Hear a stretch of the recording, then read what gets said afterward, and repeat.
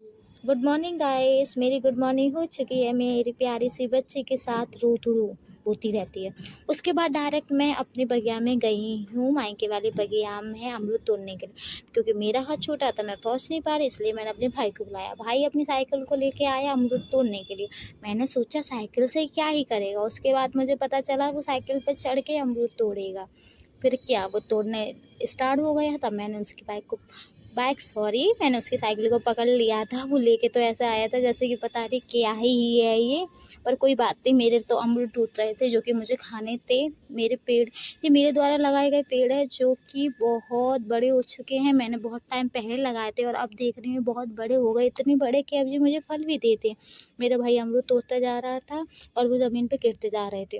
और ये मेरी छोटी बहन अपनी छोटी सी प्रिंसेस के साथ बैठी है और ये अमरूद तोड़ लिए। तो उसके बाद मेरी बेटी को मुझसे ज़्यादा जल्दी थी खाने की, इसलिए वो मुझसे ले रही थी कि मम्मा मुझे तो पहले मैं खाऊं।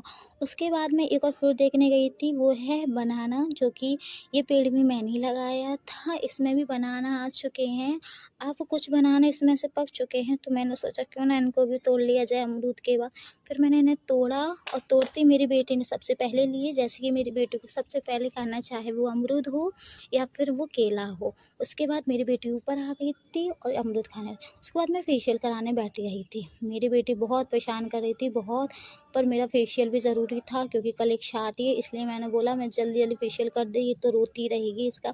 और वो इतना रो रही थी, मैं क्या ही बताऊँ। फिर मैंने अपना फेशियल छोड़ के फिर मैंने फेशियल के बाद खाना खाने बैठ गई थी अपने पूरे परिवार के साथ। मैंने सोचा पहले खाना खा लूँ, उसके बाद ही कुछ करूँगी। उसके बाद मेरा आईब्रो का नंबर आया, फिर मैंने आईब्रो बनवाई। आईब्रो बनाते समय सच में बहुत दर्द होता, पर मेरी बेटी मेरा पीछा नहीं छोड़ रही थी। वो रोती रहती है, उस पे और कोई काम ही नहीं है, बस रोना ही सीखा है। बेड पे सही से बनवा नहीं पा रही थी क्योंकि वो इतना परेशान कर रही थी, इसलिए मुझे कुर्सी पे आना पड़ा। उसके बाद मैं नहाने चली गई। नहाने के बाद मैं नहाकर आ गई हूँ। अब मुझे रेडी होना है और रेडी होकर मैं जा रही हूँ मार्केट, क्योंकि मुझे अपनी सासू माँ के लिए एक साड़ी लेनी है। मुझे शादी में जाना है तो उनके लिए एक साड़ी लेनी है, इसलिए। और मैं इतना थक गई थी कि मुझे परी लेके जाया नहीं जा रहा। मैंने छोटी बहन को बुलाया, वो इतनी भगते हुए आई परी को लेने। मैं बहुत थक चुकी थी। उसके बाद मैंने घर आके देखा, ओहो मैंने कितनी सारी गंदगी फैला के रखी है अपने घर में। मेरे को समझ नहीं आ रहा मैं कहाँ से स्टार्ट करूँ, कौन सा बैग पहले रखूँ, कौन सी साड़ी रखूँ, क्या ही करूँ। मैं इतनी परेशान हो गई थी, इतना सारा काम था, मुझे तो देख के चक्कर आ रहा, मुझे समझ ही नहीं आया मैं स्टार्टिंग कहाँ से करूँ। फिर मैंने सोचा बाकी सब छोड़ो, पहले अपने पैरों को सजाओ।